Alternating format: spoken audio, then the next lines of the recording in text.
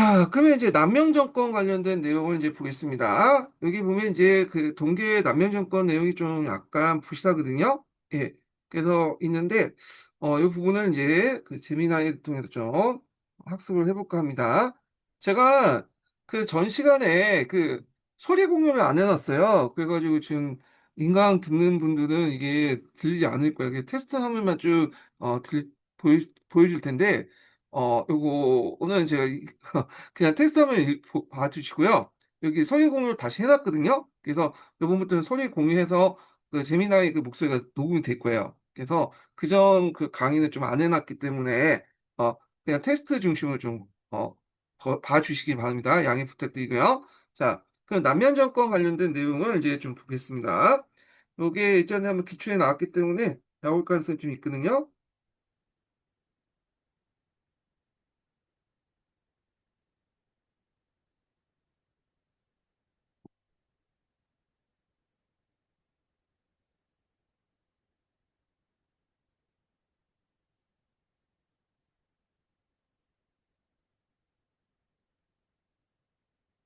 남명 정권인데 이 남명 정권은 이제 1644년부터 명나라수도 베이징이 이제선 농민 반량을 함락되고 순정제가 자결했잖아요. 그래가지고 이제 그때 명나 항족과 관료들이 남쪽에 내려와서 청나라에 맞서서 명나 부흥운동을 이제 해서 정권을 몇 개 세웠는데 이들 정권을 총칭해서 남명 정권이라고 해요. 그래서 여기 보시면 홍강 정권, 육무 정권, 영령 정권 이렇게 이제 있죠. 그래서 홍강 정권은 이제 남경에 세워진 거고 제일 먼저 이제 베이징 협력 후에 이제 세워진 공식적인 정권이 이었다. 그래서 남경이 그 당시 남경이 명나라 부도였잖아요. 예. 그 다음에 이제 이렇게 있고 자, 그 다음에 이제 육문 정권은 복주 지역에 이제 형성된 거죠. 그래서 홍강 정권 붕괴 후에 강력한 해상세력을 가진 정지룡인데 이 정지룡이 정성공의 아버지예요. 그래서 정성공 세력들과 연결된 정권이 육문 정권이에요. 그래서 육무제는 낭명 황제 중에 가장 자질이 뛰어났고 명나라 부흥에 대한 의지가 되게 강했던 인물로 평가받았다. 이렇게 이제 보시면 되고요. 자, 근데 이 정성공이 이제 있는데 이 정성공이 이제 연합해서 이제 했죠. 근데 이제 이 정성의 아버지가 정지룡이거든요. 예, 정지룡이 자신의 세력을 보존하는 데 급부했고 그러다 보니까 북벌을 추진했던 육무제와 계속 갈등을 빚게 되고요. 그리고 정주영의 아들 정성의 강력한 반대에도 불구하고 청나라에 항복했고 군사적 기반을 잃은 육무 정권은 허무하게 무너지게 됐다는 거 이렇게 있고요. 그 다음에 이제 영릉 정권인데 영영 정권인데 이게 이 정권은 좀 특이하게 뭐냐면 그 중국 본토에서 활동할 것뿐만 아니라 여기 계속 쫓겨서 버마까지 갔던 정권이에요. 그래서 낙면 정권 중에 제일 오래된 항전한 마지막 정권이고요. 그래서 특히 이제 이자선의 농민 반란의 자녀 세력이었던 이정국, 송가명 등이 낙령을 기순하면서 한때 청나라 위협할 만큼 강력한 군사력을 보유하기도 했다. 뛰어난 활동에도 불구하고 결국에는 이제 뭐냐면 그 내부 반란이나 뭐 내분 때문에 결국에는 힘을 잃고 영역제가 이제 거기 그 미얀마까지 도망을 갔죠. 예. 그래서 이제 이렇게 맥이 끊어졌다. 이렇게 보시면 되고요. 그때 이제 미얀마까지 도망한 영역제를 이제 체포한 사람이 누구였냐면 오상계죠, 오상계. 예. 그래서 나중에 오상계가 명나라 정권을 다시 부흥하자, 명왕제 부흥할 때 이게 말빨이 안 먹혔던 이유가 뭐냐면 오상계조차가 이제 그 뭐냐면 그 영역제를 이제 뭐 잡아서 죽인 사람이잖아요. 예, 명나라를 부흥하겠다고 세운 정권, 네, 황제들. 그러니까 이제 이런 것들이 말빨이 좀 안 먹혔던 거죠. 자, 그러면 남면 정권의 어떤 멸망 근본적인 원인이 뭐냐? 일단 극심한 내분 분열이 있었어요.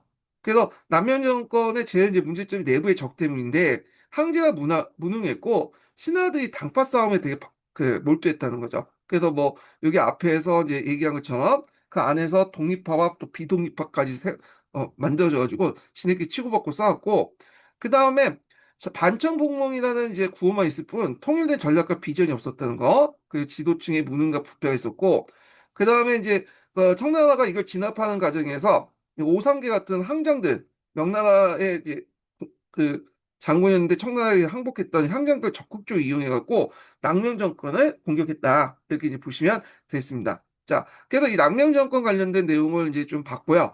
그다음에 또 볼 게 뭐냐면 육무정권 때 활동했던 이 정지용의 아버지 그 아들이었던 정성공 관련된 내용. 그러니까 이 정성공은 이게 이제 예전에 한번 기춤에 나왔던 사람이죠. 이 사람이 이제 그 정활동이 나왔는데 정성공 관련된 내용을 좀 보겠습니다.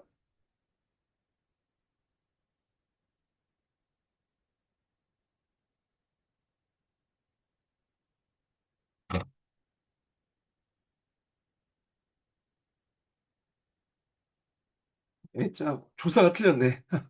애가 알아서 그냥 해주겠죠. 예, 자, 치다 보면 좀 오타가 좀 있는데 일단은 보겠습니다.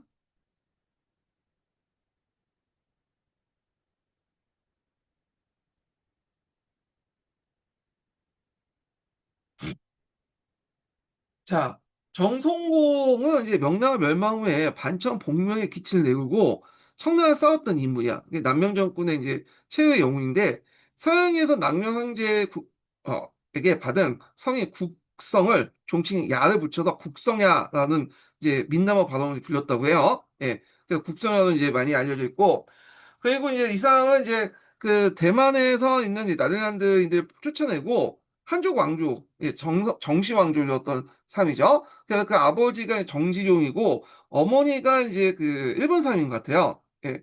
그래서 이제 있고 앞에서 말했던 아버지가 이제 정지용이 청나라에 항복했지만 정성은 이를 거부하고 아버지에 의존하면서 끝까지 이제 뭐냐면 명나라에 대한 충성과 항청 투쟁을 펼쳤다.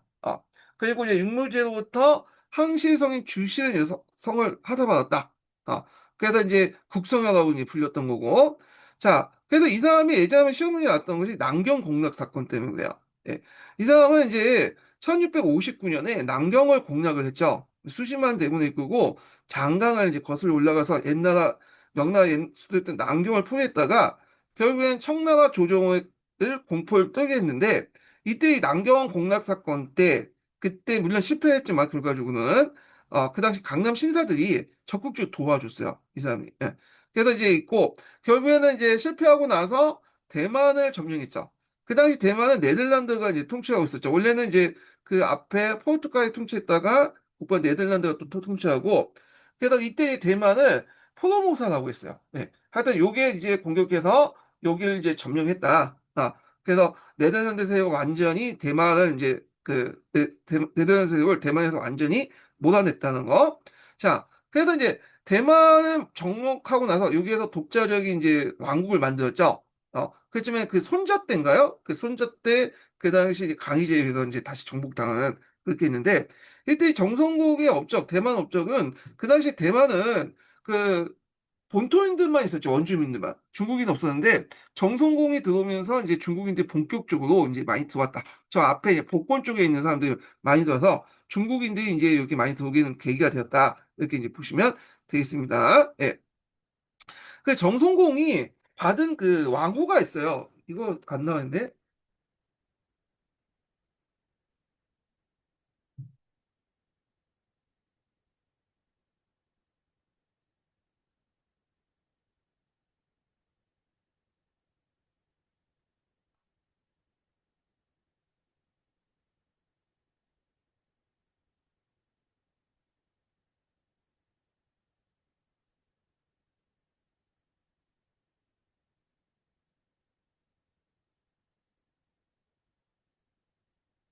자, 이 사람이 이제 국소영하고 이제 하사를 받기도 하고, 그래서 주시성을 하사받았다고 해서 나라의 성취를 받은 어르신한테 국소영이라고 불렸잖아요. 근데 이제, 여기 연평안이라고 이제 책봉을 했어. 그래서, 그 당시 마지막 이제 영역제 시기 때 연평왕에 이제 뭐냐면 그 칭호를 받았다고 이제 돼 있거든요. 그래서 여기 내용이 있는데, 영역제는 그 뒤에 마지막 낙명왕조죠. 원래 이제 같이 일을 했던 그 왕조는 아니지만, 일단 사신을 보내서 정성공을 최고 등급의 자기를 줬다. 연평왕이라 했다. 그래서 연평왕은 이제 정성공의 핵심 세력인 복권성의 한 지명이었다. 그래서 요 관련된 내용이 시험에 나왔죠. 좀 기억을 해두시면 되겠습니다. 그래서 이후에 정성공이 대만을 점령하고 세운 정권의 공식 명칭도 연평왕국이었다. 동령왕국이라고 이제 불렸던 이제 그런 별칭이고요. 그래서 요거 영평왕의 책봉 받았는데 영평왕의 책봉 받았다고 해서 이 사람이 그 항신의 일원이었냐? 아니죠. 항족은 아니었어요. 예. 그래서 요 관련된 내용이 예전에 기출이 나왔기 때문에 한번 소개를 해드렸고요.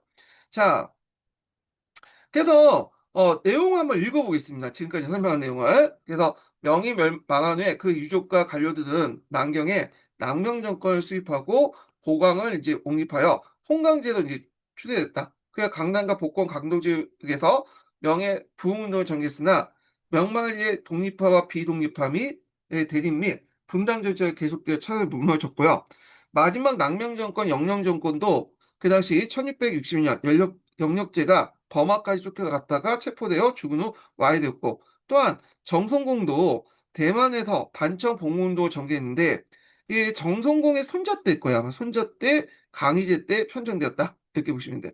요거는 이제 강희제에 관련된 내용할 때 좀 더 설명하겠습니다. 요때 뭐 그 1000개 정도 내리고 그랬잖아요. 예. 자, 그다음에 이제 이렇게 있고요. 그 관련된 내용 중에 한해종 관련된 내용을 또 읽어볼게요. 자, 한의종 관련된 내용에서 이제 그 밑에 이거 명마 말기 때 농민 반량 내용을 좀 읽었죠.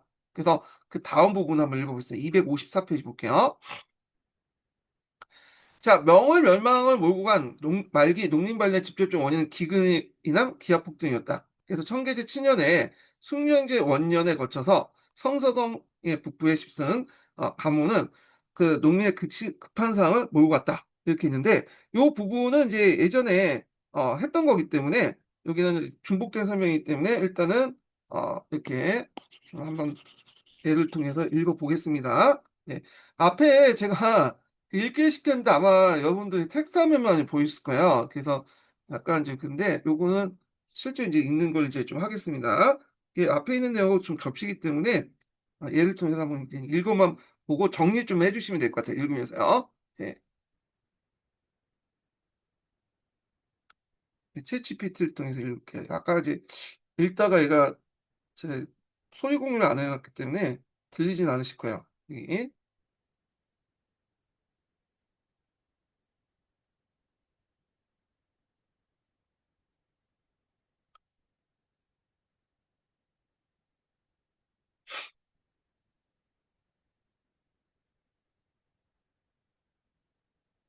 자, 그만 보겠습니다.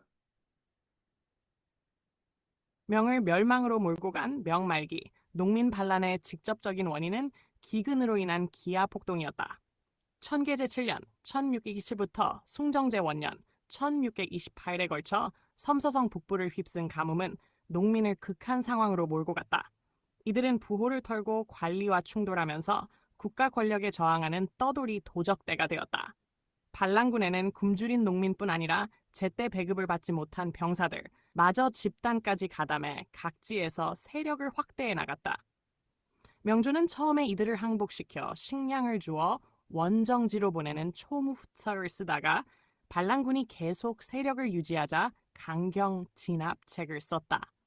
병사 출신으로 반란군에 들어간 이자성 리즈성은 여러 반란군 세력을 모아 명군에 대한 통일적인 작전을 하도록 합의를 도출하는 데 큰 역할을 하면서 두각을 나타냈다.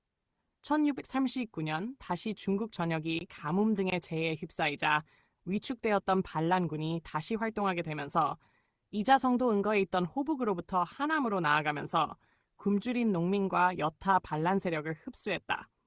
그가 다른 반란군을 누르고 중심 세력이 될 수 있었던 것은 균등한 토지 소유, 조세 경감 등 농민의 절박한 요구에 접한 대민 정책을 썼기 때문이었다.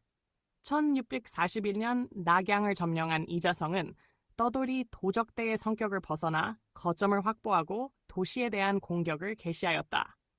1643년 호북의 양샹양을 점령해 이곳을 양징이라 개칭하고 행정기구를 마련하는 등 초보적이나마 새로운 통치체제를 갖추고자 하면서 신순릉왕이라 자칭했다. 이해 가을 서안을 점령해 장안이라 개칭하고 서경 시징이라 불렀다.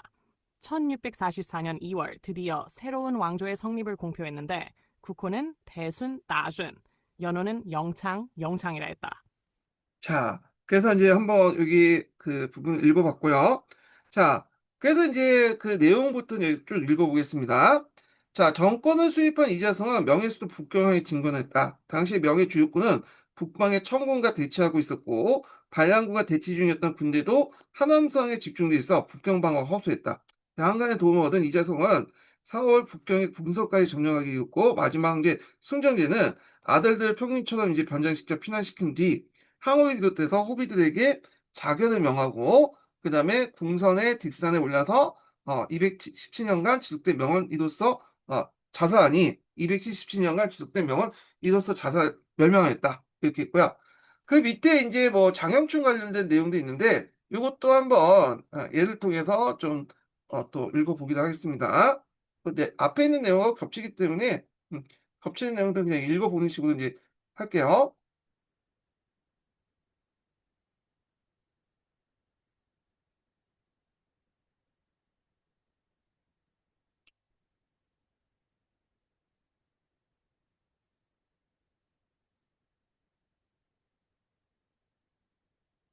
아,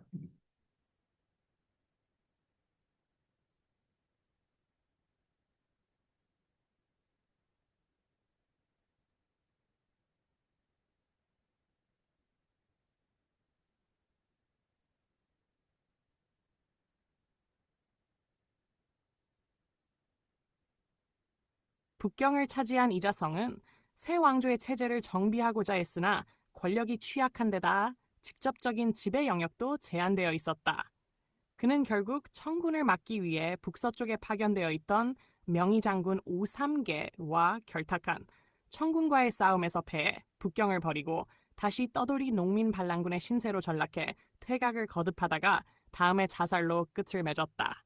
이자성과 마찬가지로 병사 출신으로 반란군에 가담한 뒤 독자적인 세력을 키워 1644년 사천성의 성도 정부에서 왕조를 세우고 황제 자리에 올랐던 장헌충도 오래 가지 못했다. 사천성에서의 대량 학살에 대항한 지주의 무장 세력과 오삼계의 공격으로 힘이 약화되어 1646년 결국 전사하고 말았다.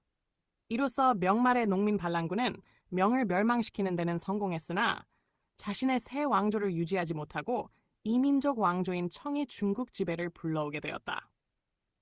예. 제가 한번 읽어봤고요. 자, 그럼 이제 그 청주의 지배에 관련된 내용인데 이거는 이제 그 청나 정치사니까 좀 나중에 읽어보기도 하고요. 동계 부분을 더 넘어가서 이제 명나라 멸망과 한일 유학자의 대응을 이제 보겠습니다. 자, 명의 멸망은 이제 중국 역대 왕조의 멸망과 비교할 때 몇 가지 독특한 성격을 가지고 있다. 이렇게 있는데요. 자, 여기 이제 쭉 읽어볼게요. 자, 먼저 명은 중국의 한민족 왕조로는 마지막에 해당하는 점이다. 그래서 이민족이 지배했던 몽골의 원나라를 무너뜨리고 한민족 왕조를 부활했으나 다시 이민족의 여진족들에게 청나라의 나라를 뺏긴 왕조가 됐다. 여진족의 청나라에게 나라를 뺏긴 왕조가 됐고 두 번째로는 이제 또 명한 한민족의 농민반란군이 이자성에게 먼저 나라를 망하고 이 틈을 타고 중국에 해방하고 들어온 청나라에 한민족이 정복된 특성이 있다. 한민족에게 망하고 나서 다시 이민족의 지배를 받았다는 이중적인 멸망사가 중국의 다른 왕조에서 찾을 수 없고요.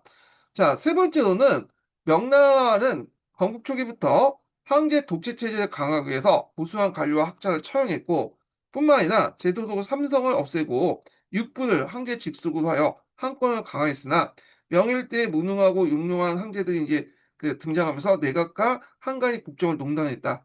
그 결과 유능한 관료와 우수한 학자들이 정치 일선에서 배제됐다. 그래서 이렇게 읽었고, 그게 이제 그 명말기 때 한인 유학자의 대응 관련된 내용 보겠습니다. 그래서 이제 요것도 예전에 한번 기출문에 나왔어요. 요 관련된 내용, 사지선단 관련된 내용에서 문제 나왔고, 특히 항조이가 쓴 명의대방론 내용 있죠. 요게 그 뭐냐면 독립된 문제는 나오진 않았지만 그 관련된 그 사건과 관련된 해석 평가할 때 몇 번 나왔거든요. 예, 그래서 나올 가능성이 좀 있어요. 이 부분도. 자, 이 명나라 때 말에서 이제 청나라 때 초까지 명말 총초 때 보통 경세 치용학파들이 형성이 됐잖아요. 예, 경세 치용, 경세 치용학파들인데 요때 이제 경세 치용의 학파 중에 대표적인 사람이 항조의 고용부 왕부지예요. 예, 이름 정도는 다 기억을 해주셔야겠죠. 그래서 이제 이 명말 총토 때 되게 유명했던 사람이고 요게 이제 나중에 발전된 것이 이제 고중학이죠. 이 고중학. 요건 뒤에 좀 얘기할게요. 자, 그러면 이제 명말 청초의 한인 유학자를 대표한 인물로서 항조이, 공홍무, 그다음 왕구지가 있는데 이들 세 사람은 명말 총초의 유학 3대사로 존경받았다. 그 명예 멸망 당시 이들의 장녀는 이들은 장녀로 항조이는 35세. 항조이가 이제 이 사람은 또 그 청나라 때 낭명 정권을 도와가지고 이제 저항했던 인물이에요. 고용무는 32세, 왕구지는 28살 청년이었다. 자, 청나라 군대가 강남을 침입할 때 이들은 분연히 이에 정했다. 특히 청조가 발표한 병발령은 한인 유학자들의 큰 자존심을 상처를 주었다. 반반은 오랑캐 풍습으로 반발하는 자체가 지식인들의 굴욕이었다. 반발에 대한 심리적 반응은 일반 서민과 지식인 사이에 크다는 차이가 있었다. 지식인 가운데에서 반발을 수치스럽게 생각하여 뭘 갖고 중이 되는 사람도 있었다. 이렇게 이제 있고요. 자, 네, 커다란 차이가 있었다는데 무슨 차이가 있는지 모르겠어요. 왜냐하면 일반 서민들도 이 변발에 대해서 상당히 저항을 했고 양주 11기에도 그게 나와 있거든요. 그래서 이게 무슨 큰 걸 가지고 얘기하는지 잘 모르겠지만 이제 넘어갈게요. 중요한 건 아니니까. 자, 1644년에 청주의 강남 침입 당시에 항조이가 요게 이제 요번에 항조이가 그 당시 이제 그 청나라 대항하는 항청운동 관련된 내용이 이제 기술에 나왔죠. 그래서 항조인은 난을 피하여 고향의 절강선 어요에 들어가 그 당시 젊은이들 수백 명을 모아서 새춘형이라는 걸 조직하여 정군에 저항했으나 실패했다. 그는 이제 무력으로 명나라 부흥시키는 게 현실적으로 어렵다고 판단하여 항문에 정념하는 것이 청에 대항한 것이라고 생각하여 평생 항문에 종사했다.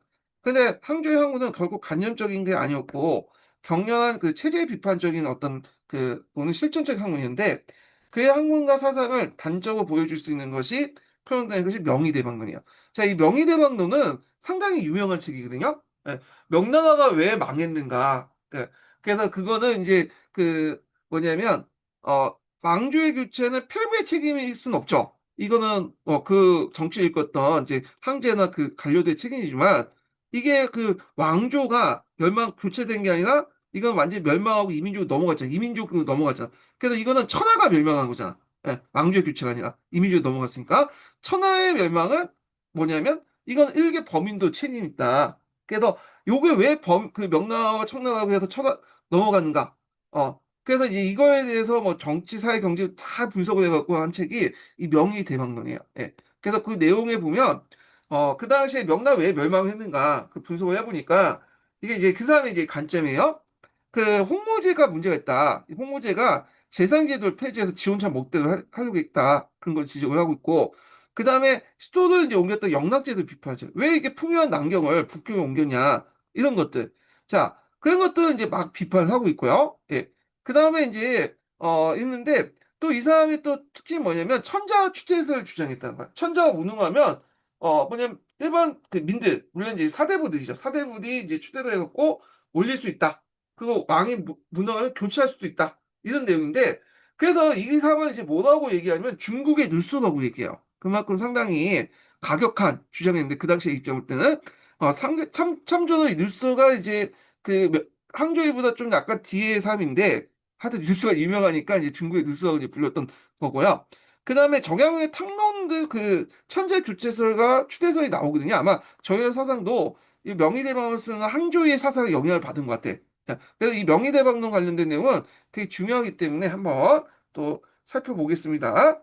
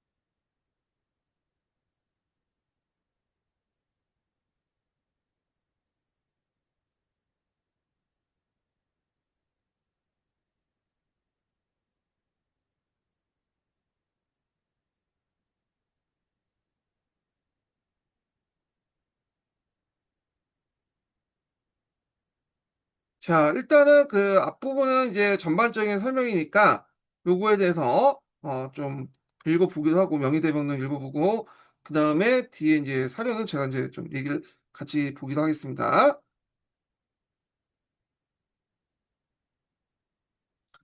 두 번째 인증번호 알려드릴게요. 두 번째 인증번호는 67번입니다. 네, 두 번째 인증번호 67번이에요. 얘가 그 챗GPT보다 너무 좀 느려. 이게 읽어주고 이제 이런 속도들이 좀 있는데 일단 자료 제시가 상당히 검색이 잘 되어 있기 때문에 보는데 이것도 왜 안 돼, 얘는? 이 오류가 요즘 많네. 아, 제가 할게요. 이게 가끔 이게 오류가 생겨가지고 자, 그 제가 읽어주려고 했지만 얘가 읽는 게 오류가 생긴 것 같아. 예. 그래서 이제 일단 제가 중요한 부분을 짚고 넘어갈게요. 자, 명의대방론은 이제 군주 독재를 비판한 혁신적인 정치 선언서인데, 자, 명의대방은 1663년에 저술한 책이에요. 그래서 가장 이제 진보적이고 강력한 독재 체제를 이제 비판했다. 군주 독재 체제를 비판한 정치 사상가인데, 여기 명의의 이제 어원 있죠. 명의와 대방이 이제 있는데, 그래서 요거 한번 참조해 주시고 여기에 핵심 사상이 있어. 그래서 백성이 주인이다. 그래서 천하의 주인은 백성이고 군주는 손님이다. 그래서 나라의 근본은 백성에 있음을 선언했고요. 그래서 천자 교체설, 그다음 천자 추대설 이런 것도 다 이런 것들에 기반을 둔 거죠. 그래서 군주의 말이 꼭 법이 되는 인치가 아니라 천하 만민을 위한 공법에 따른 법치를 해야 된다. 그리고 권력 분립을 주장하게 되죠. 그래서 그 한계의 권력 견제는 재산 권한을 분할시키고 학교를 단순히 교육기관이 아니라 국정을 비판하고 여론을 형성하는 기관을 만들어야 된다. 요걸 이제 보시면 알겠지만 이 사람도 이제 강남의 어떤 그 독립운동에 영향을 받았다. 이렇게 이제 보시면 되겠습니다. 분권 공치 관련된 내용들 연결시켜서 보시면 되고요. 그 예전에 한번 시험 문제 나왔던 것이 이제 재상제도 폐지 비판 내용과 북경청도에 대한 비판 내용이에요. 예. 요게 이제 예전에 시험 예문으로 한번 나왔기 때문에 한번 보겠습니다. 자, 재상제도 폐지는 앞에서 언급한 것처럼 명나라의 건국과 홍무제가 호용의 옥사를 빌미해갖고 재상제를 폐지했잖아요. 그래서 모든 걸 황제에게 1인으로 집중시켰죠. 그러니까 황제의 입장을 때 이 재상제도 폐지 때문에 황제 혼자서 모든 국정을 다 처리해서 하게 되는데 이게 되게 구조적 불가능하고 비효율적으로 반 거죠. 그러다 보니까 이제 그 황제의 과도한 업무 부담 때문에 정치가 나중에 이제 황제가 유능하면 모르겠는데 다 유능한 건 못하잖아요. 제도적으로 이렇게 했어야 되는데 한가한 측근들이 다 넘어갔다. 이런 것들이 명나라의 어떤 그 멸망의 근본적 원인이었다. 얘기했는데 지금의 관점하고도 일치하죠. 그런 것들이. 그래서 요 내용이 명의대방론에 있는 내용이에요. 그래서 한번 읽어보겠습니다. 이게 나올 가능성이 있어요. 여기 예전에 한번 또 기출에 언급됐기 때문에 한번 볼게요. 자, 명나라에 좋은 정치가 없었던 것은 고황제께서 승상제도를 폐지한 것에서 시작된다.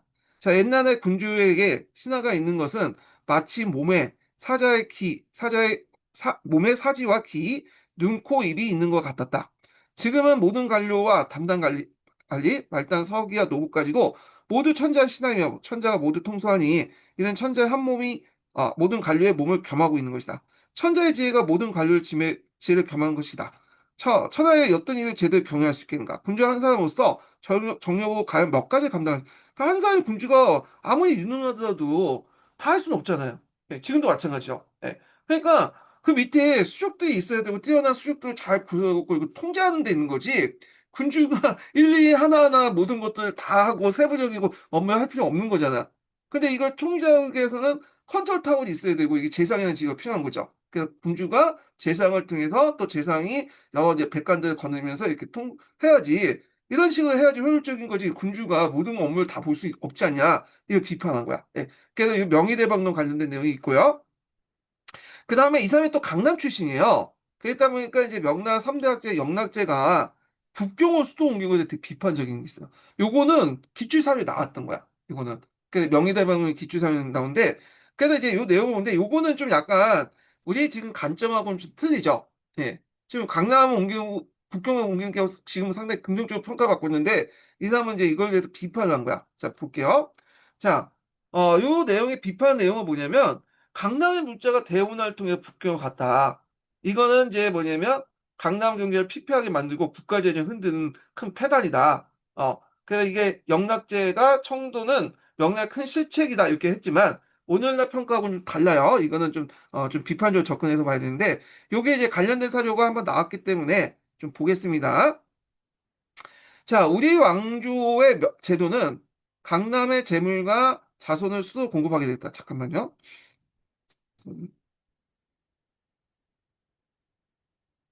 이게 텍스트 복사가 되네요.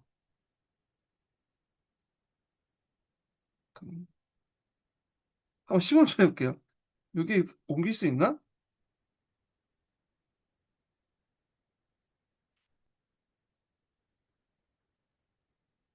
오, 옮길 수 있네요. 음, 근데 옮길 수 있구나.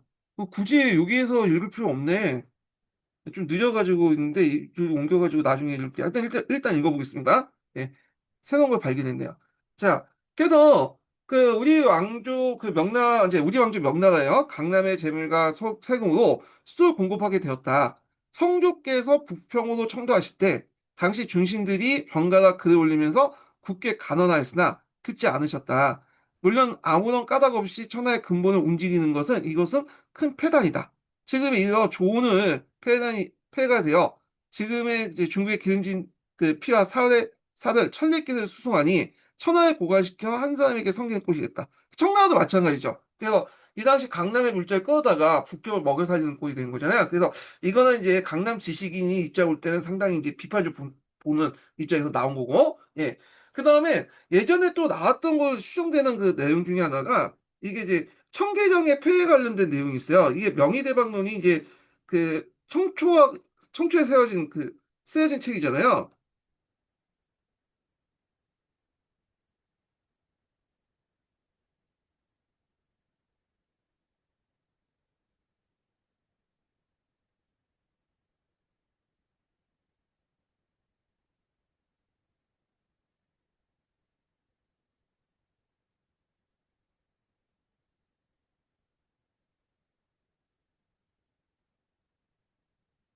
찾아줄지 모르겠지만 한번 찾아볼게요. 예전에 한번 그 관련돼서 시험에 나왔거든요.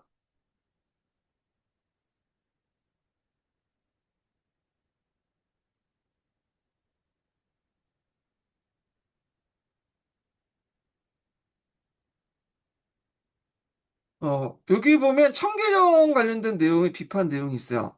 예. 그래서 이 책에서 명나라의 해군 정책 비판을 청계와 마찬가지로 바다를 봉쇄하여 백성의 세움을 막는 정책이 얼마나 어리석고 있는데 해군령 관련된 내용인데 아마 그 당시에가 이제 쓰여진 시기가 청나라 때잖아요. 근데 청나라 정부를 이제 한번 비판했다가는 잘 안 될 수 있으니 죽을 수 있잖아요. 그러니까 우회적으로 그 당시 이제 뭐냐면 명나라 해군 정책을 비판하면서 청나라 청계령에 대한 패단을 이제 비판하는 그런 내용도 있는데 그래서 요거는 이제 명나라의 해금 정책하고 청계령 관련된 걸 같이 읽으시면 돼요. 어차피 비슷비슷한 거니까 내용이니까. 그래서 명나라 시대가 끝날 때까지 바닷가 백성들 엄하게 금하여 나무 조각을 하나도 바다에 띄우지 못하게 하였다. 그래서 백성들을 이제 병방 옮겨서 이들 청야 정책이었는데 왜냐면 이제 연안에 있는 백성들을 안쪽으로 내지로 옮겼잖아요. 그래서 견병청야라고 하는 정책도 있어요. 이게 청나라 때만 실시한 게 아니라 명나라 때도 실시한 거거든요. 그걸 이제 청계정도 그런 정책이기 때문에 아마 명나라 얘기하면서 은근히 이제 청나라 우회적으로 청계정을 이제 비판했을 거라 보고 있어요. 참고로 명나라 시대가 끝날 때까지라는데 요건 역사적 팩트하고 좀 약간 달라요. 예, 명나라 중기 때는 좀 많아했죠. 예, 이건 좀 나중에 얘기했지만 그 전에 이제 그 전에 얘기했죠. 명나라 중기 때는 해군 정책을 좀 완화시켰는데 일단은 그렇게 이제 인식을 했던 거고. 그래서 항조이가 이제 그 당시 명나라 해금을 비판하는 형식으로 해서 청나라의 청계령을 비판하는 내용도 있다. 이렇게 이제 보시면 돼요. 이게 청계령이 상당히 경제적인 어떤 타격을 줘요. 왜냐면 그 당시 명나라 같은 경우에는 은을 해외로부터 가져왔잖아요. 예. 그래갖고 이제 물론 일본산 은은 이제 17세기 때 이제 공급이 끊어졌지만 계속 이제 멕시코산 은 같은 해외 은들이 이제 들어와야지 명나라 은 경제가 유지가 될 수 있는데 은이 갑자기 안 들어오니까 무슨 문제가 일어나냐면 화폐가 안 돌면 뭐가 돼? 디프레션이 나. 정황이 일어나. 그러다 보니까 돈의 고갈이 일어나면서 여러 가지 이제 경제적 폐단이 일어났다. 이게 예전에 한번 기출에 나왔던 거거든요. 예, 그래서 요 관련된 내용을 한번 좀 소개를 해드렸고요. 자, 그 다음에 이제 그 고요무와 관련된 내용을 이제 보겠습니다. 고요무는 고중학하고 연결돼 있어요. 예, 고중학은 나중에 설명했지만 하여튼 고중학의 어떤 시조가 됐던 사람인데 경세치용적인 어떤 사상가기도 하고 고요무가 고중학하고 연결된 사람이다. 이렇게 보시면 되겠습니다. 자, 항저우보다 3살 아래로 남지계성 동상형에 태어났다. 그래서 지계성은 남지계성은 대충 이제 오늘날 하남성 같아요. 오늘 하북성 지역이 이제 그 지게선이요. 북경을 중심으로 한 그 지역이니까. 자, 그래서 특히 역사를 좋아하면서 독자적 역사학을 세우면서 복사운동에 참가하여 문명을 떨쳤다. 그래서 32세에 이제 청군이 그 강남을 쳐들어오자 가감한 저항운동을 전개했다. 그래서 그러나 그의 반청운동은 실패했고 고향을 돌아와서 아마 이제 이 사람도 이제 다른 그 항저우처럼 반청운동을 이제 초창기 때 젊었을 때 한 것 같아요. 야. 그래서 고향을 들어와서 숨어 살면서 굴욕적인 병방을 거부했다. 그는 원한을 품고 있던 밀고자에 의해 체포당한 몸이 되어 강남각자에 정정하면서 동항생활을 이제 계속되었고요. 그가 고향으로 돌아와서 저수생활 전념하기까지 20년이 걸렸고 마침내 그 사람이 일지록이라는 책을 썼다. 일지록도 되게 유명한 책이에요. 그래가지고 요것도 이제 한번 잠깐 한번 책 이름이 써고 나올 수 있으니까 한번 이제 좀 소개를 좀 해드리겠습니다. 예.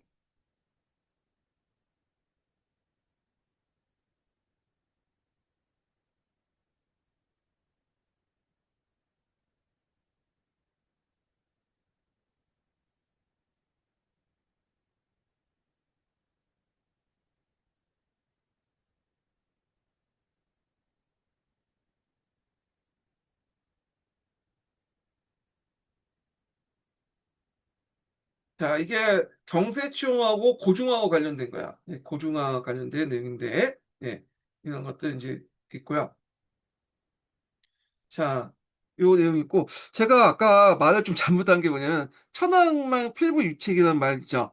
요게 항저희가 한 말이라고 제가 얘기했는데, 보니까 고용무 얘기한 거네요. 예, 제가 헷갈렸어요. 그래서 요거 좀 수정을 해주시면 돼요. 이 사람도 이제 이 책에서 이제 뭐냐면, 여러 가지 방법론 관련된 걸 제시했고, 경세 치용적인 성격을 갖고 있거든요. 근데 이게 이제 나중에 이제 얘기하겠지만, 청나라가 문자에 오기 이제 실시되면서, 이런 이제 그 실증적인 방법론은 그대로 계승하면서 경세치용을 버렸죠. 그러면서 탄생한 건물이 이 고중학이에요. 그래서 요거 좀 기억을 해두시면 될 것 같고요. 자, 그래서 이제 여기 텍스트 잠깐 복사를 좀 해보겠습니다. 네, 이렇게 있고 한번 여기다가 좀 할게요. 한번 읽어보는 것도 이게 여기는 너무 늦어가지고 그냥 여기 띄워가지고 읽는 게 나을 것 같아서 자,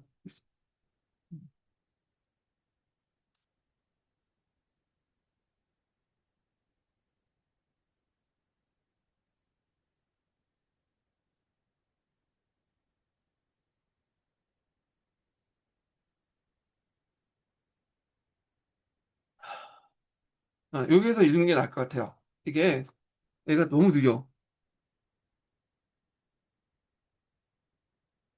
이게 한번 읽어보겠습니다. 고현무의 일지로 이지로은 그가 30여 년에 걸쳐 매일 공부하고 깨달은 바를 기록하여 엮은 방대한 학문적 탐구의 결과물입니다. 이 책은 단순한 저서가 아니라 명나라 멸망이라는 국가적 재난을 겪은 지식인이 평생에 걸쳐 그 원인을 분석하고 대안을 모색한 실천적 학문의 정수입니다. 책의 특징. 매일 알아가는 것을 기록하다. 일지록이라는 제목은 논어유에 날마다 모르는 것을 알아가고 달마다 능숙한 것을 잊지 않는다. 일지지소왕, 유우왕지소능라는 구절에서 유래했습니다. 이름 그대로 고연무는 젊은 시절부터 세상을 떠날 때까지 독서, 역사 연구, 현실 세계 관찰을 통해 새롭게 알게 된 점이나 의문점들을 꼼꼼하게 기록했습니다. 그는 사소한 지식이라도 반드시 원전과 명확한 근거를 찾아 확인하는 고증학쇼의 방법론을 사용했습니다. 이 때문에 일지록은 경학, 역사, 정치, 경제, 지리, 문학 등 다양한 분야를 망라하면서도 모든 내용이 깊이 있는 고증을 바탕으로 하고 있습니다. 핵심 사상, 실용과 경세의 학문. 일지록을 관통하는 핵심 정신은 경색 칭시지용, 즉 세상을 다스리고 실생활에 보탬이 되는 학문입니다. 그는 명나라가 멸망한 원인이 공허한 성리학적 담론과 양명학의 주관적 사상에 있다고 보고 구체적이고 실증적인 학문을 통해 사회를 개혁해야 한다고 주장했습니다. 천하흥망, 필부유체, 비프요즈, 오픈 쿼트. 천하의 흥망은 평범한 한 남자에게도 책임이 있다. Close quote. 이 유명한 구절은 일지록에 직접적으로 나오지는 않지만 책 전체에 흐르는 그의 핵심 사상을 압축한 말입니다. 고연문은 나라, 고의 흥망, 즉 한 왕조의 교체는 왕과 신하의 책임이지만 천하의 흥망, 즉 도덕과 문화 공동체의 보존은 사회 구성원 모두의 책임이라고 보았습니다. 이는 지식인이 현실 정치와 사회 문제에 적극적으로 참여해야 한다는 강력한 사회적 책임의식을 촉구한 것입니다. 지방분권과 봉건제 비판. 그는 명나라 멸망의 원인 중 하나로 과도한 중앙집권 체제를 지목했습니다. 황제 1인에게 모든 권력이 집중되다 보니 지방사회가 자생력을 잃고 유사시 외부의 침략에 무력하게 무너졌다고 분석했습니다. 이에 대한 대안으로 군현지의 폐단을 보완하기 위해 고대 주나라의 봉건제 정신을 일부 되살려 지방의 자치권과 책임감을 높여야 한다고 주장했습니다. 실사구시스 주스의 학문 태도. 일지록의 모든 내용은 사실에 근거하여 진리를 탐구한다는 실사구시의 정신을 보여줍니다. 그는 탁상공론을 배격하고 직접 발로 뛰며 지리, 풍속, 제도를 조사하고 문헌과 비교하여 결론을 내렸습니다. 이러한 그의 학문 태도는 이후 청나라 고증학의 발전에 결정적인 영향을 미쳤습니다. 결론적으로 일지록은 한 위대한 학자의 지적 편력을 담은 책이자 만국의 아픔 속에서 어떻게 하면 나라와 사회를 바로 세울 수 있을지를 고민한 경세의 지혜가 담긴 고전입니다. 예. 자, 잘 봤고요. 자, 그 다음에 이제 왕보지에 관련된 내용 보겠습니다. 자, 왕보지는 호남서 흥양 출신으로 1642년에 향시에 합격하고 이듬해 해시에 나가려 했으나 전란 때문에 포기했다. 그래서 명만의 관리가 되었으나 그 관료의 부패, 타락 등의 각실한 당쟁을 정말하여 고향에 들어와 영구 전수에 이제 전유했는데 여기에서 이제 그 여기 보면 향시에 합격하면 거인이 되잖아요. 근데 거인은 자기가 원할 경우에는 하급 관리가 될 수 있어요. 그래서 이제 여기 명말 관리가 됐다는 게 아마 요런 얘기 때문에 그런 것 같아요. 자, 그래서 이제 그 하위사상을 매우 강하게 이를 정리하기 항서다. 그래서 이제 있고, 자, 명말 총취의 많은 독소인들은 처음엔 청군에게 싸웠으나 실패한 후에 청군에 대항하여 싸우는 일이 성공할 수 없다고 판단했다. 그래서 명말 총취의 유학자와 지식인들에게 순환의 시대였다. 종래 이제 중국의 지식인들은 학문하고 도덕을 가르치면 되었으나 명말총초의 난세에는 학문과 도덕으로는 국가의 위기를 부지할 수 없다고 판단하여 절망적인 저항운동을 학문을 통해 피워갈 수밖에 없었다. 예. 그래서 이제 이런 내용이 있고요. 자, 이갑제는 이제 보겠습니다. 이갑제는 예전에 시험 문제 나왔죠. 예. 그래갖고 요게 이제 있는데 요게 이제 신동계 부분에 제일 자세히 돼 있어요. 근데 한의중을 보니까 한의중을 그러니까 명나하고 청나라를 엮어서 명초를 엮어서 같이 묶어가지고 사회경제사나 이게 이제 사상사 같은 내용을 이제 하더라고요. 예. 그래서 하여튼 요거는 신동계 중심으로 이제 좀 볼게요. 예. 이갑제는 이제 그 여러분 알다시피 앞에서 말한 것처럼 홍무제가 만들었던 항촌 조직이잖아요. 전환 초기 때 항촌사의 자율성을 이제 본 것을 홍무제가 이걸 모델로 해가지고 만든 것이 이갑제예요. 그리고 농민들이 이제 스스로 알아서 하도록. 그러니까 중요한 일을 아는 것은 중요하지 않은 이들은 농민들이 알아서 뭐 치안도 유지하고 그냥 조세도 징수하고 이런 것들 하도록 만든 것이 이갑제다. 홍무제가 만든 거죠. 자, 그래서 이제 이갑제의 목적이 나와 있죠. 명예 국가체제는 중앙은 전제 한 건째 군주체제 확립이고 지방 항천사 이갑제를 시해서 이 당시 15세기 중기까지 국가 권력의 항천제를 착실히 유지했다. 그래서 이갑제는 명나라 초기 때는 나름대로 유지가 됐어요. 예, 근데 명나라 중기 때 뭐 사회경제적 어떤 등등등 배경 변화도 해갖고 이갑제 붕괴가 되게 되죠. 자, 그래서 이제 앞에서는 목적이 나왔고요. 그리고 그 밑에 이제 이갑제 조직 관련된 내용이 나오거든요. 예. 그래서 이제 요 내용들 이제 좀 보면요. 요걸 이제 보기 전에 그 당시에 그 명나라의 조세제도와 관련된 내용을 좀 볼게요. 자, 명나라의 조세제도 우리나라와 비슷해요. 조용조죠. 예. 그래서 이제 있고 조라는 것은 이제 소리새를 의미한 거고, 용이라는 건 노동력을 동원하는 거잖아요. 조는 특산물을 갖다 바치는 건데, 자, 여기에서 이제 이갑제와 관련된 거는 이 용에 해당하는 거예요. 그래서 이 용은 크게 이제 역을 하는 거예요. 노동력을 동원해서. 근데 두 개 이제 역을 이제 할 때 이갑역이 있고 자벽이 있어요. 이갑역과 자격. 이갑역은 이갑제를 통해서 그 하는 역을 말해요. 이갑역을 얘기하고요. 그래서 이갑역은 10년에 한 번씩 돌아가서 하는 거야. 예, 이건 나중에 좀 얘기할게요. 자격은 그 외에 여러 가지 잡다한 역을 그냥 통칭해서 이제 자벽이라고 하거든요. 그래서 이게 이제 있는데 신사계층들은 요용 면제 있잖아요. 그러니까 요용 면제는 역을 뭐냐면 우대해주거나 요용 면제 내가 말했네. 우면 요욕이라는 특권이 있어요. 신사계층 나중에 얘기할 때. 그래서 우면 요욕이라고 했는데 요욕을 우대해주거나 면제해주는 건데 신사계층대 그 면제해주고 우대해주는 역은 뭐냐면 자벽에 해당해요. 자벽. 그래서 신사계층도 초창기 때는 이 감력을 수행을 해야 돼. 자, 근데 이제 시간이 지나면서 명중기 때 되면서 은경제가 확대되면서 자벽이 은차가 되죠. 예. 그래서 자연스럽게 또 이 감력도 은차가 돼버려. 은차라는 건 뭐냐 하면 은으로 이제 납부를 해갖고 역을 면제받는 역으로 이제 하는 거죠. 은을 납부해갖고 역을 면제받는 것. 그러니까 은을 납부해서 역을 대신하는 그 역을 은차라고요. 예. 그래서 이제 있고 그에 반해서 이제 반대말로 역차라는 게 있어요. 역차. 역차라는 건 뭐냐면 노동력을 통해서 요역을 하는 걸 역차라고요. 예. 시간이 지나면서 다 원래는 처음에 다 역차였지만 시간이 지나면서 은차의 비중이 점점 높아. 물론 그렇다고 역차가 아예 없어진 건 아니에요. 점점 없어지는 대신에 이거는 조금씩 이제 없어지고 요게 비중이 높아지게 되죠. 이감력도 상당수가 은차로 이제 편입이 되죠. 그러다 보니까 사람들이 이제 뭐냐면 자벽 이감력을 돈을 이제 내 가지고 뭐냐면 은원에서 이제 역을 이렇게 대신하는 그 은차가 됐는데, 자, 이때 은근슬쩍 뭐냐면 신사계층들이 원래는 이감력을 이제 그 해야 되는데, 이 자벽하고 이감력이 합쳐지면서 은차를 하면서 자연스럽게 신사들도 이감력 부분을 해야 되는데 빼버린 거죠. 요 부분은 은근슬쩍 해갖고 이렇게 합쳐지면서 우리 자격 면제 받지 않았냐 하면서 은차를 안 내게 돼요.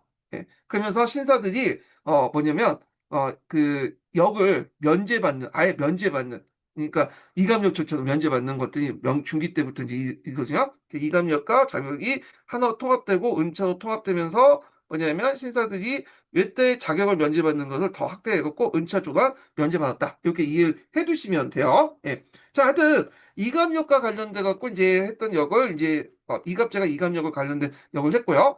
그래서 이갑제 역할 관련된 내용이 이제 문제 물어봤죠. 이게 이감력과 관련된 거예요. 이감력. 예. 자, 그러면 이제 이갑제는 어디에 특게 이제 구성이 됐냐? 이갑제는 이걸 행정조직성 보면 보통 큰 게 성이죠. 그리고 부주현깔인데 부주현은 관리가 와서 통치하는 거야.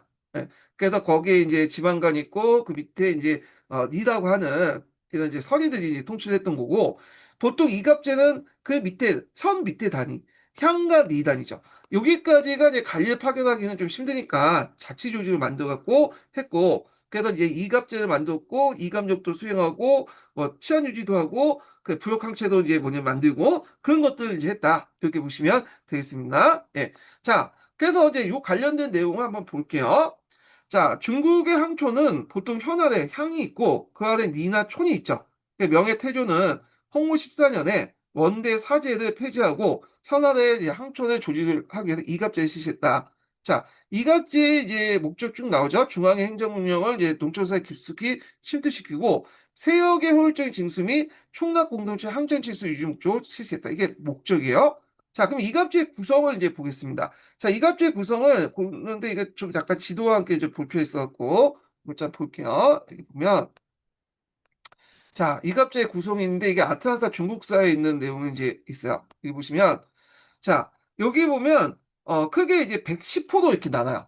물론 이건, 어떤 매뉴얼에 따라서 어떤 기준이기 때문에 지역마다 사정이 좀 다를 수가 있어요. 근데 일단은 어떤 그 매뉴얼에 따른 그 기준에 따르면 110호 나누고 그중에 110호 중에 상등호인 이장호하고 하등호인 갑수로 나눠요. 그래서 이게 이장호가 되고 이게 갑수가 되는 거죠. 예. 그래갖고 이제, 있는데 이장호 한 명하고 갑수 10명을 이렇게 이제 이장호 한 명에 이장호 1호와 갑수 10개를 이제 이렇게 묶어갖고 한 조가 되는 거야. 그래서 한 조로 묶으면 이 110호를 이제 이런 식으로 이장호 한호와 갑수 이제 10개를 묶으면 몇 개의 호가 나오죠? 몇 개 팀이 나오죠? 10개 팀이 나오죠. 그 10개 팀이 돌아가면서 1년마다 돌아가면서 이감력을 수행을 한 거야. 이감력을. 그러면 내가 만약에 2001년도에 2000년도에 이감력을 수행했다. 그러면 쭉 해서 순번이 2010년에 돌아오겠죠. 그래서 10년마다 한 번씩 역을 수행하는 것이 뭐냐면 이갑제다. 이렇게 보시면 되고요. 자, 그래서 이렇게 110호를 이제 해서 이장호 값수 나누고 여기에 기용호하고 이제 아무것도 없는 애들이 갖다 붙이고 얘네들 한 명, 얘네 10명에서 1조부터 10조까지 쫙 만들고 10년에 한 번씩 이갑력을 수행을 하도록 하는 것이 뭐냐면 이갑제에 관련된 내용이다. 이렇게 보시면 되겠습니다. 요 표를 보고 이제 좀 약간 보시는 게 훨씬 더 나을 것 같아요.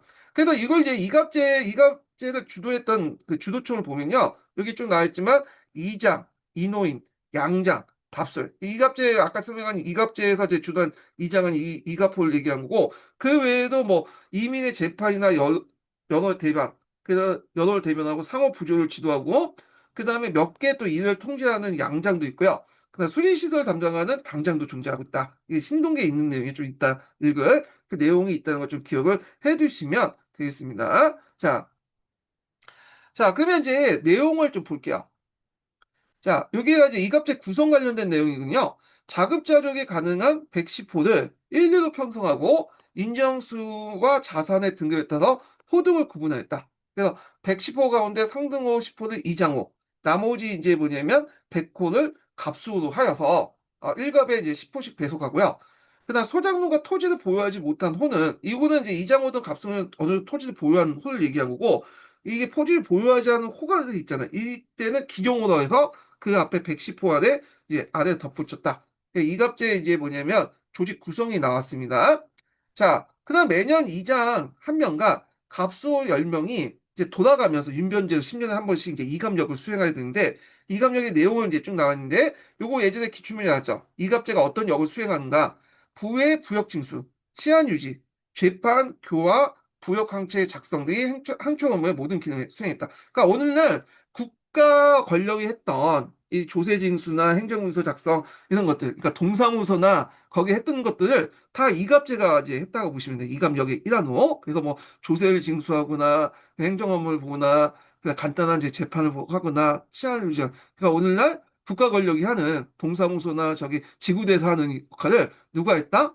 이 이갑제가 했다. 이렇게 보시면 돼요. 이 부여강체는 이 호구조사와 관련된 내용이잖아요. 그래서 태조는 이갑제 실시와 함께 호정 및 조사 대장인 부여강책을 정부에 거쳐 작성하여 이게 이갑역 중에 하나예요. 갑호의 그 당시 소유토지나 인구의 이동과 증감을 파악할 수 있도록 하고 이를 바탕으로 부서의 요역을 정했다. 그런데 이제 주의할 건 뭐냐면 어린도책 작성은 이갑역에 하지 않았어요. 예. 이게 마침 이렇게 설명했기 때문에 이감력의 하나로서 어림도체 관련된 내용이 들어간 건 됐지만 아니에요. 여기까지만이야. 여기까지. 이와 함께라는 거지. 이와 함께라는 것은 이제 요 비슷한 시기에 요걸 했다는 의미지. 요게 이감력에 이제 들어갔다는 내용은 아니에요. 그러니까 이런 그 부역 항체를 했는데 이와 동시에 비슷한 시기에 이것도 했다는 의미예요. 그러니까 이게 어림도체가 뭐냐면 이감력이 했던 그런 그 이감력이 아니라는 거죠. 그러니까 어림도체는 이게 뭐냐면 여기 토지 대장이죠. 예. 그래서 명실공히 항촌사를 지배하는 기초를 확립했다. 이거는 이제 누가 했냐? 중앙에서 파가는데 이제 그 지방간이나 경간들이 된 거야. 요거는 어린 도책은 다만 이제 거기 어린 도책을 하다 보면 토지 측량이라든지 이런 것들을 이제 구체적으로 해야 될 거냐. 그때 이제 약간 이제 그 이감력을 이용해서 이들을 이제 뭐 도와주는 역할을 한 거지. 요걸 이제 그 실측을 바탕으로 해서 그걸 이제 토지 지도를 만들고 어린 도책을 만들고 작성의 중앙을 보고하는 그 역할은 중앙에서 파견한 경관이나 지방관이 돼 있어요. 예. 그래서 이갑제는 거기에서 옆에서 실제로 이제 그 토지 측량하는데 도와주는 역할을 했다. 이렇게 이해를 해주셔야지 맞아요. 왜냐, 어린 도치 같은 경우에 토지 대장을 작성하는데 거기에 부역 그 이갑호의 이장호나 이런 사람 다 지지 출신 아니야. 갑수호도 자기 땅을 가지고 있고. 그러다 보니까 이들에게 맡길 경우에는 최대한 안 되겠죠. 예. 그래서 어린 도치 작성은 요거와 관련이 없어요. 예. 그래서 잠깐, 이게 이제 명말 사회 경제사에 나오긴 했는데, 일단 얘한테 좀 물어볼게요. 이게,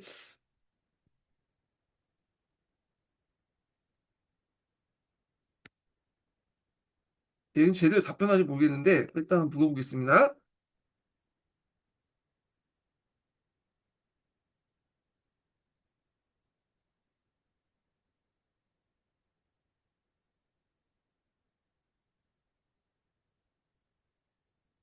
그 밑에 이제 개념 관련된 내용이 나오고요. 네. 그래서 여기에 양전, 정복이, 도치창쓰인데 이건 뭐 관련된 내용이 없는데 어, 주체는 물어보겠네요.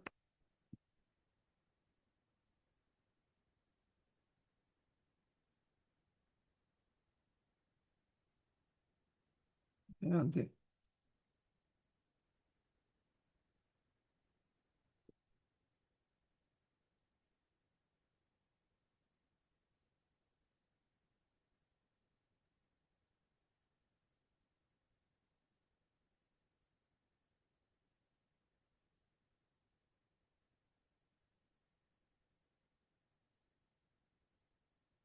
네, 여기 나오죠. 여기 보시면 알겠지만 어린 주체 그 도체의 작성 주체는 기본 국가 중앙 정부고요.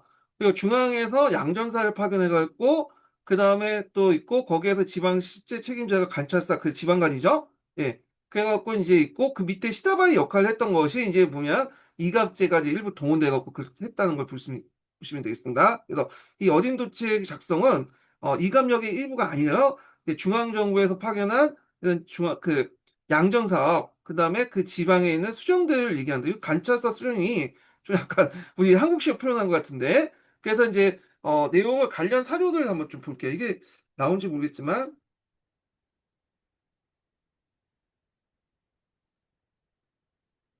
명말 사회 경제사에 나와 있는 내용이야, 이게. 이거는 이제 우리가 잘 읽진 않지만, 명말 사회 경제사 관련된 책이 있거든요. 그래서 그러니까 명나라에서 청나라 때 조세제도 관련된 것을 좀 자세히 알고 싶은 분들은 강자중국사 읽어도 되는데 강자중국사는 좀 요약하고 왔다 갔다 해가지고 잘 이해가 안 돼요. 그래서 명말 사회 경제사라는 책이 있어요. 지금 제가 그게 그 지금은 책을 팔진 않지만 하여튼 중고책은 나와 있거든요. 그래서 여기 보시면 여기 있는데 여기 뭐 숙종 실력이 있는데 이건 잘못 찾았네, 애들이. 어, 이게 명나라가 아니라 제가 명나라 어린 도치 관련된 내용이고요. 어쩐지 얘가 좀 잘못 이해한 것 같아.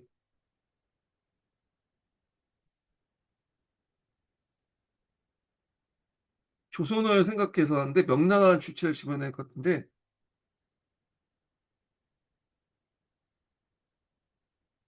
이것도 마찬가지예요. 호부, 지방가나 양장.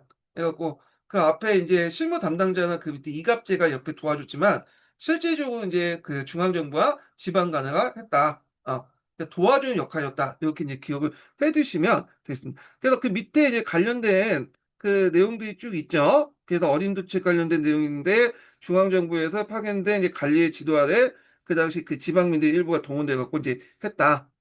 그래서 요 내용들, 어린 도책의 이제 이렇게 내용들 있고요. 제작 방식의 내용은 그 밑에 있어요. 그래서 이 어린 도책 관련된 내용을 좀 보시면 되겠습니다. 예. 자, 이렇게 있고, 자, 그 다음에 이제 계속 읽어보겠습니다.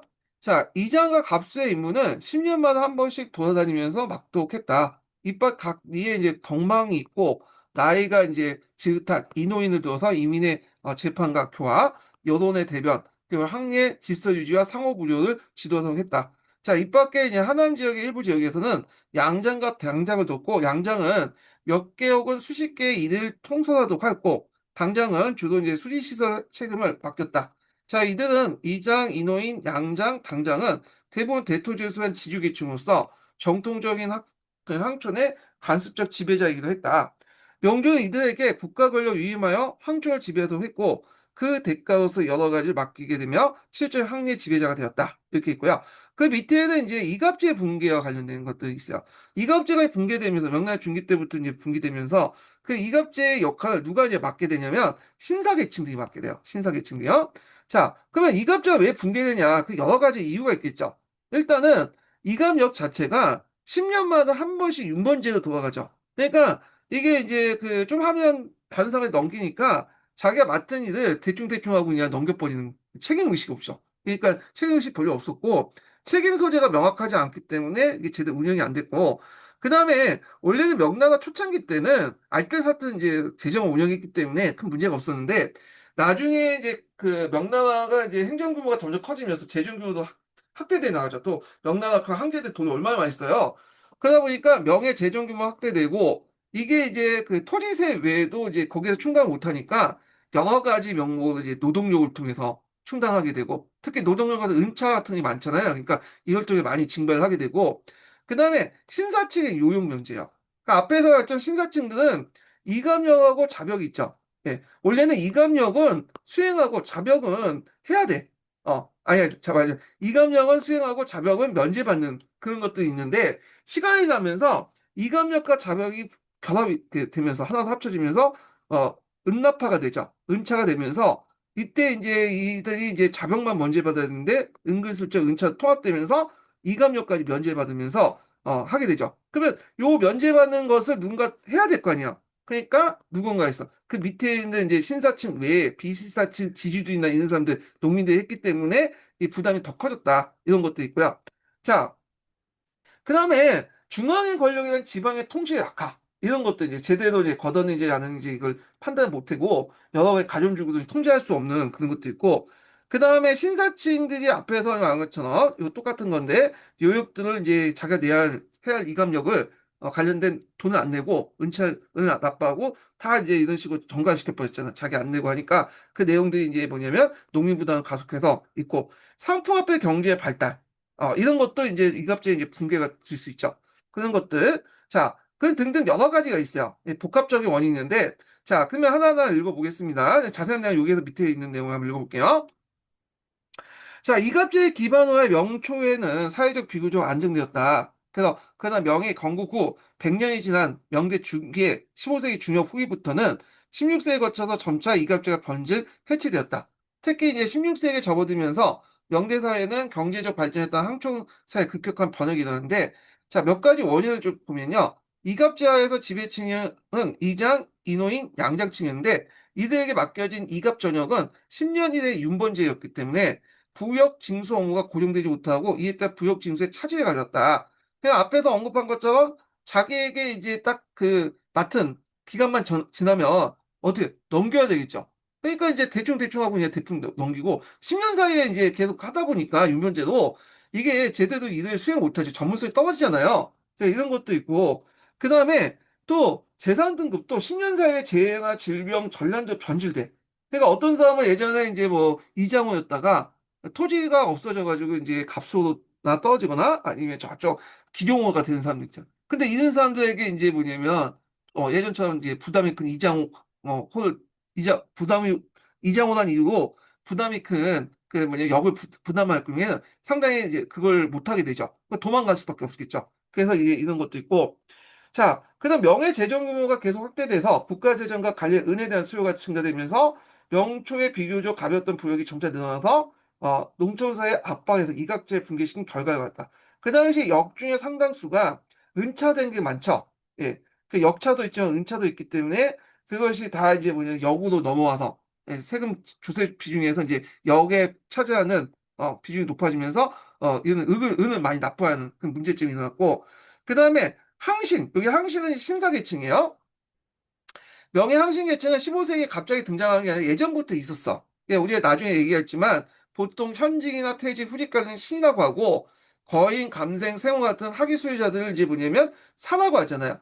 이 신사계층은 요역을 일부 면제받는 특권이 있었다. 아까쯤에 자벽은 면제받고 이감력은 수혜되는데 이게 은차가 되면서 자벽과 이감력이 통합이 되고 그리고 예전에 자격을 먼저 받기 때문에 여기 이제 통합된 은차에서는 자연스럽게 이런 명목으로 빠지게 되죠. 그것을 이제 뭐냐면 누가 그 밑에 있는 이제 비신사 지주층이나 일반 농민들이 부담되면서 이제 부담이 커지고 이런 것들이 원인이 돼갖고 이제 이갑제가 붕괴된 것도 있겠죠. 자, 그래서 그 내용 관련된 내용을 내용 관련된 내용을 보겠습니다. 자, 명예항신계층은 15세기 때 갑자기 등장한 것이 아니다. 명초부터 향리에는 현직, 퇴직, 후직 등 간직 경력자와 과거제도와 학교제 매개 나타난 거인, 감생, 생원 등의 어떤 학위 소유자가 특권층, 항신층을 형성됐고 참고로 향신이, 신산이 그런 말들은 그 당시에 불렸던 명칭은 아니에요. 예, 그 당시에 그냥 우리처럼 사대부라고 했어요. 사대부. 근데 나중에 학자들이 보기에 명청시대 때 이 지배층을 딱 분석하는 과정에서 이들이 이제 어떤 집단적인 어떤 경향성 이런 것들이 발견되죠. 예, 그러다 보니까 나중에 이 신산이, 향신이냐 이런 말들이 붙여진 거예요. 그때 후대에 가서 이제 학자들에 의해서 붙여진 명칭이라는 걸 좀 기억을 해두시고요. 그냥 그 당시에는 그 사대부. 근데 여기는 그냥 향신할게요. 근데 그 당시에 불렸던 명칭은 아니었다는 걸 좀 파악을 해두시고, 그래서 이들이 요역 등을 면제받고 있었다. 그러나 이들 특권층은 15세기 중기에 이르면 35만 정도 증가했죠. 그러니까 예전에 그렇게 많지가 않은데 더 증가돼서 여전히 국가로부터 받은 우면, 요역이죠. 이감력과 자격이 은차되면서 여기에 통째로 이제 퉁치면서 이제 뭐냐면 면제를 받게 되죠. 그래서 사회적 영향력을 행사하면서 부역을 기피했다. 자, 이 밖에 유력한 신사층과 상인들은 그날 도시에 거주한 부재주주로서 부역을 탈면하겠다. 이렇게 있죠. 자, 이 때문에 이장, 인호인 등 항촌의 비특권적 지주들과 소농민들은 자기 부담에 이 신사계층들 그 수도 많은데 우면 탈면한 못까지 다 이제 뭐냐면 부담을 이제 짊어지게 되면서 이장호는 갑수 중에서 세역 이장호는 갑수 중에 이제 세역부 다시 읽을게요. 이장호는 갑수 중에 세역 부담을 피하여 도망한 그 자가 생기고 그 목까지 부담하게 되면서 이들의 몰락이 더 심했다. 얘네들 도망가면 이걸 부담해야 되잖아요. 자, 그 결과 호등에 따른 요역이 할당되었던 당초의 이갑제 체제가 그 모습에 드러나는 붕괴되었다. 그래서 이갑제는 붕괴됐다고 해도 이게 실제 붕괴 얘기고 형식상은 계속 존재하게 돼요. 명나라 때까지 쭉. 근데 명나라 말기 때 이갑제는 단순히 이제 뭐냐면 어떤 역할을 하냐면 그냥 마을의 어떤 항청 조직을 이제 마을의 항촌의, 그러니까 국가 권력이 항촌에 역을 부과할 때 기준 역할만 하는 거야. 기준 역할. 부가 기준 역할만. 그래서 종전에 같이 뭐 이갑호가 주도해가지고 뭐 이갑자 주도해서 뭐 항촌 자치니 질서 유지니 뭐 그런 거 다 빼버리고 부역을 동원할 때 어떤 기준 역할만 할 정도 형식화돼 버리는 거죠. 예. 그래서 요 과정을 이제 좀 보시면 될 것 같고. 자, 그 다음에 이제 15세기 중기 이후에 중앙과 지방의 통치의 약화로 관리의 부정부패가 만연되고 정부에서는 토지와 호구에 대한 정확한 파악이 어렵게 되었다. 따라서 비특권적 지주는 돈으로 간직이나 학을 매수하거나 왜냐면 이제 그래야지 신사계층에 편입돼서 요역을 면제받잖아요.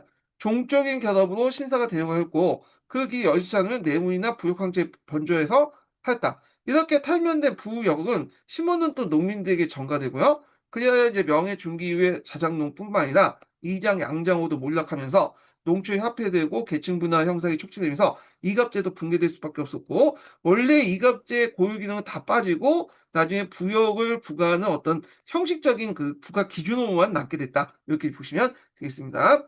자, 그러면 이제 이갑제가 이제 붕괴된 후에 그걸 대체할 수 있는 뭔가가 또 필요하잖아요. 사회 움직이려면 항체적으로. 그래서 이제 이런 것들이 이제 쭉 있는데 자, 그래서 이제 이갑제 붕괴 후에 이제 어떤 사회 경제적인 이갑제 붕괴 후에 이제 항촌 사회를 대체할 수 있는 대안들이 이제 이렇게 이제 좀 마련할 필요가 있잖아요. 그래서 여기에서 이제 좀 나온 게 뭐냐면 원래 그 명나라도 당나라 초창기와 마찬가지로 원적 발안주의야. 자기가 태어난 곳의 호적에 딱 거기 살도록 이렇게 이제 했는데 이게 이제 하도 이갑질 붕괴되고 상품화폐 경제 발달이 이루어지고 사회적 양극화가 일어나니까 인구 이동이 되게 많거든. 그러다 보니까 요거의 기본은 원칙을 했지만 실제 운영은 부적주의 예의주의를 뒀죠. 그래서 자기가 살고 있는 곳에 그냥 호적을 둘 수 있도록 예의를 뒀어요. 이 예의가 이제 나중에 국룰이 되죠. 예. 그래서 있고 그 다음에 이갑제를 대체할 수 있는 한약이나 보갑제 같은 것들이 이제 널리 이제 만들기 시작했고 그 다음에 부역제도를 개편할 필요가 있겠다. 그래서 10단법부터 1족법까지 일단은 부역제도를 개편을 통해서 그다음 항청사의 이갑제 이후의 항청사의 변모, 붕괴 이후의 항청사의 변모에 대응하려고 했다는 거. 그 다음에 또 신사층의 요역 우면 제도를 좀 제한하려고 상당히 노력했다. 이렇게 보시면 돼요. 그래서 원적 부하주의를 바탕으로 해서 부족주를 두고 한약 보급제를 이제 널리 실시하고 그다음에 부역 조세제도 개편하고 그다음 신사층의 요역 우면 제도를 이제 제한하는 등 해서 이갑제 붕괴 이후의 항청사의 변화에 이 명나라의 중앙정부는 이런 식으로 대응했다. 이렇게 이제 보시면 되겠습니다.